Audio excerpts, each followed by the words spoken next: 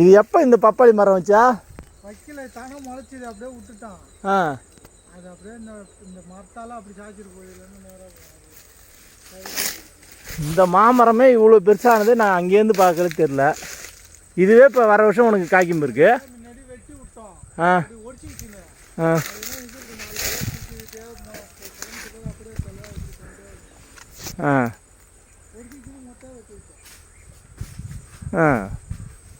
இப்போ இந்த தேக்க மரம் நிழலுக்காக இது வெளில போகுது இந்த கிளை அப்படியே.